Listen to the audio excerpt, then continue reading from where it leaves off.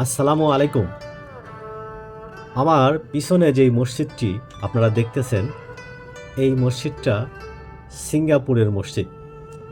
মসজিদটার নাম হচ্ছে সুলতান মসজিদ। 1824 সালে সুলতান শাহ সিঙ্গাপুরে এই মসজিদটি নির্মাণ করেন, আজ থেকে প্রায় 200 বছর আগে।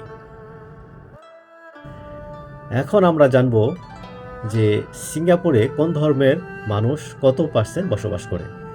2020 সালের একটা রেকর্ড, ইন্টারন্যাশনাল রেকর্ড থেকে আমরা জানতে পারি সিঙ্গাপুরে 31.1% মানুষ বৌদ্ধ ধর্ম, 20% মানুষ কোনো ধর্মই অনুসরণ করে না, 18.9% খ্রিস্টান ধর্মের মানুষ, 15.6% মুসলমান ধর্মের মানুষ, তারপরে 8.8% হচ্ছে তাইসিম, 5% অনলি হচ্ছে হিন্দু, আর 0.6% মানুষ আদার্স অন্যান্য ধর্মের মানুষ বসবাস করে।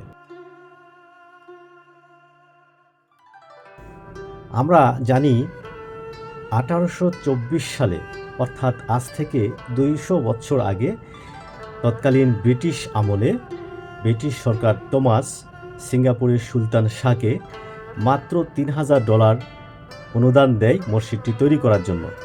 তখন সুলতান শাহ এই মসজিদটি 2 বছর সময় নিয়ে মসজিদটিকে নির্মাণ করেন এবং চলমানভাবে 100 বছর পরে, অর্থাৎ 1924 সালে আসে মসজিদটিকে আবার পুনর্নির্মাণ করা হয়।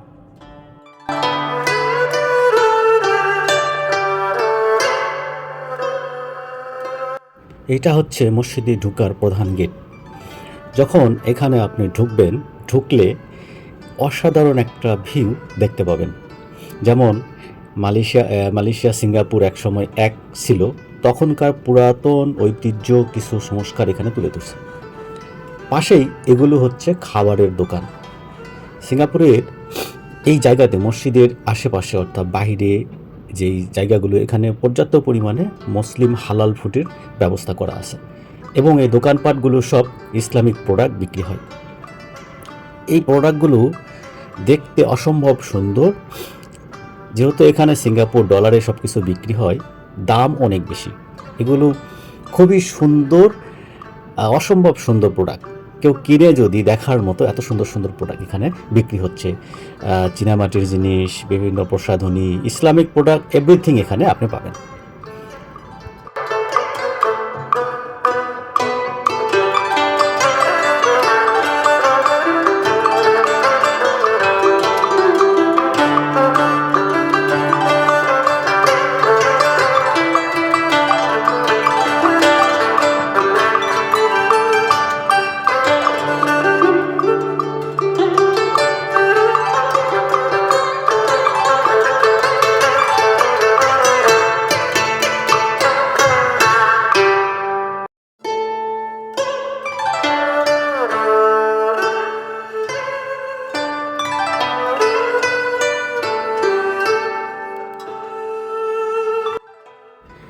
এটা মসজিদের ভিতরের মূল অংশ, মেম্বর এটা।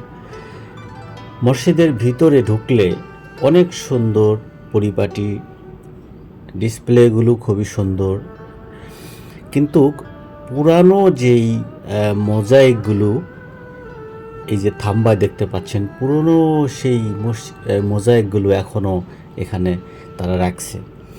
মসজিদে অনেক লাইব্রেরির ব্যবস্থা করা আছে, ধর্মীয় বইপত্র আমি দেখলাম অনেক ভাষায় বইপত্র এখানে পাবেন।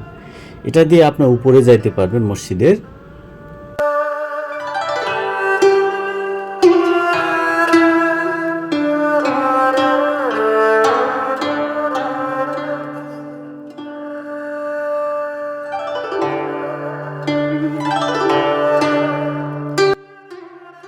মসজিদের ওযুখানা কয়েক জায়গাতে আছে। অনেক ধর্মের মানুষ এখানে আসে। অন্য ধর্মের মানুষ আসলে তাদেরকে পোশাক দেওয়া হয়, সেই পোশাক পরে তারা ভিতরে ঢোকে, যাওয়ার সময় ফেরত দিয়ে চলে যায়।